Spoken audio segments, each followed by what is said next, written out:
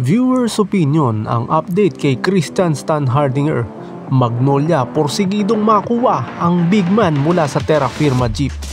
Pero TNT tropang 5G ayaw bumigay at gusto ring makuha ang serbisyo nitong si Stan.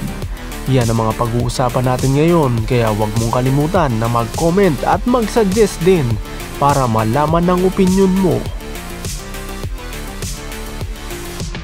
37 years old na at halos mag-iisang taon nang hindi naglalaro ng active basketball, lalo-lalo na sa PBA itong si Christian Stan Hardinger na sinasabing nag-self-retire nung nakaraang taon matapos itong hindi na pumirma ng bagong kontrata sa Terra Firma Jeep. Pero hanggang ngayon napakataas pa rin ang trade value nito at marami pa rin kupunan sa PBA ang gustong kuhanin ang serbisyo nito sa kanyang posibleng pagbabalik sa loob ng hardcourt. Siguro'y dahil sa karamihan ng mga teams ngayon sa PBA ay kulang na kulang talaga sa isang premyadong big man na kagaya nitong si Christian Stan Hardinger na po pwede niyang ipantapat sa sukatan ng mga sentro sa PBA ngayon na si Junmar Fajardo. Sa mga huling conferences kasi nitong si Christian Stan Hardinger, lalo-lalo na nung nandun pa siya sa Barangay Ginebra San Miguel, ay masasabing isa ito sa mga nakapigil at nakapag-contain kay Junmar Fajardo dahil na rin sa husay nito pagdating sa kanyang depensa at napakagaling pagdating sa mga hustle plays, lalo-lalo na sa rebounding at sa mga on-ball steals. At pagdating naman sa kanyang opensa, kahit nasabihin mong mga alahoy ang tira nitong si Christian Stan Hardinger at hindi masyadong naaasahan sa kanyang mga jump shots, lalo-lalo na sa mga long range at pati na rin sa kanyang free throw shooting, ay very dependable naman ito pagdating sa mga kanyang short range jumpers at mga putbacks mula sa mga offensive rebounds niya. At maaasahan din ito sa mga one-on-one post plays niya dahil na rin sa tibay nito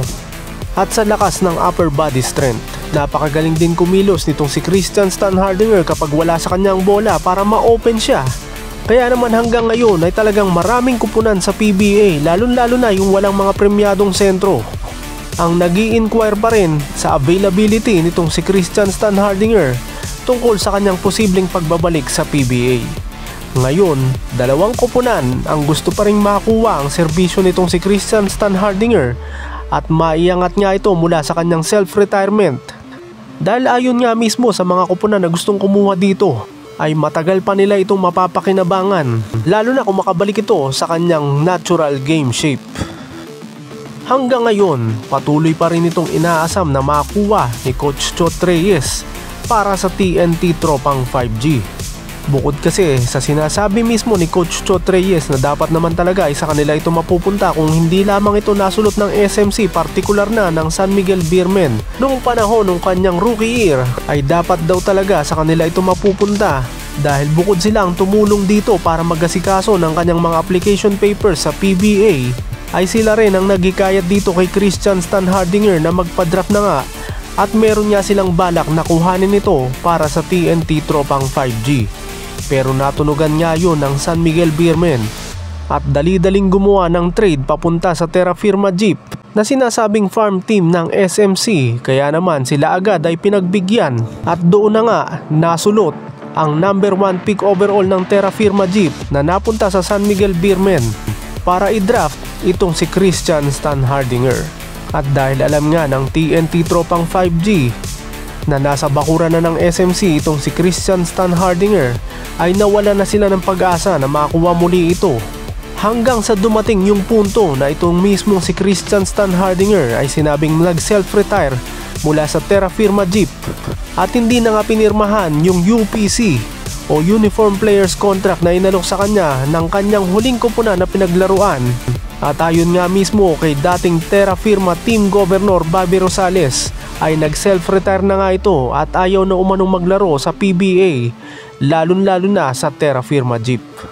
Kaya ngayon, na kahit na restricted free agent pa rin itong si Christian Stan Hardinger, ay hindi pa rin sumusuko itong TNT tropang 5G, partikular na si Coach Chot Reyes. Dahil na rin sa kanilang sitwasyon ngayon, nakulang ang kanilang mga sentro dahil sa pagkaka-injured ni Poy Eram na inaasahan na sa June 2026 pa makakabalik mula sa kanyang ACL injury. Kaya ayon nga mismo kay Coach Chot Reyes, kung ang kanilang lineup ay hindi magbabago, ay wala umano silang kapag-asa na makapag-champion ulit sa PBA kahit pa andyan si RHJ.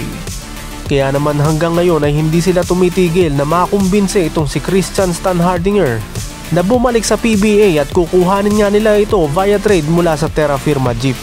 Ang malaking problema nga lang ng TNT Tropang 5G, hindi nila farm team ang Terra Firma Jeep, kaya hindi sila nakakasigurado na kahit pa mapapayag nila si Stan na mabumalik sa PBA, ay ang Terra Firma Jeep naman mismo ang kanilang poproblemahin dahil sigurado hihingi yan ng patas na trade mula sa TNT Tropang 5G na hindi nila ginagawa sa mga teams ng SMC. Sa ngayon, kahit ayaw tanggapin o patuloy na idinideny ni Coach Chot Reyes at team manager Jojo Lastimosa na nakikipag-usap sila kay Christian Stan Hardinger para sa posibleng pagbabalik nito sa PBA, ay hindi naman nila matatago yun sa mga fans ng PBA at lalong-lalo na sa mga fans ng TNT Tropang 5G dahil napakatagal nang kumakalat ng balita na interesado silang kuhanin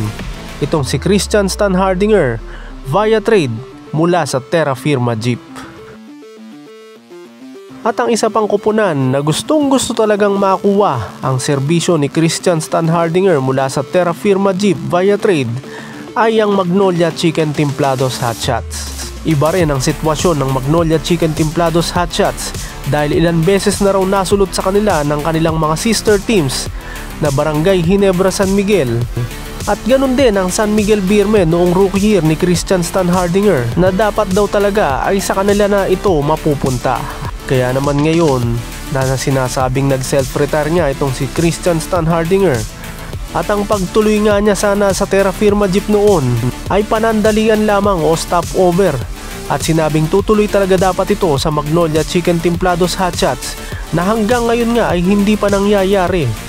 Dahil na rin sa biglaang pagre-retire umano nitong si Christian Stan Hardinger. Panahon pa ni Coach Chito Victolero ay tinatarget na yan ng Magnolia Chicken Templados Hotshots hanggang sa mawala na ito sa kanyang pwesto at pinalitan nga ng bagong coach na si LA Tenorio na nagkataon naman na dating teammate ni Stan sa Barangay Ginebra San Miguel. Dito ngayon nakakita ang Magnolia Chicken Templados Hotshots management ng window of opportunity para makuha na nga nila ng tuluyan itong si Christian Stan Hardinger. At ang ginawa nga nilang emisaryo o negosyador ay ang bagong head coach nga nila na si LA Tenorio na sinasabing ilang beses nang nakipag-usap kay Christian Stan Hardinger tungkol sa posibleng pagbabalik nito sa PBA sa Magnolia Chicken Templados Hotshots. Kung tutuusin, nakailang meeting na nga sila at nailatag na kay Stan yung kontrata na ibinibigay sa kanya ng Magnolia Chicken Templados Hotshots na sinasabing lucrative o mataas para umano hindi ito mahindian ni Christian Stan Hardinger. Pero hanggang ngayon hindi pa rin nakakapagdesisyon itong si Stan. Kaya naman hanggang ngayon ay hindi pa rin tumitigil si Coach LA Tenorio sa pakikipag-usap at pagkumbinse dito kay Stan na bumalik na nga sa PBA at maglaro sa kanyang koponan na Magnolia Chicken Templados Hotshots. Hindi problema ang trade sa Magnolia Chicken Templados Hotshots sa koponan na may hawak ng PBA playing rights ni Stan na Terra Firma Jeep dahil farm team nga yun ng SMC at kahit siguro ballboy nila ay pwede nilang ipalit kay Christian Stan Hardinger at siguradong aproban yun ng PBA Trade Committee.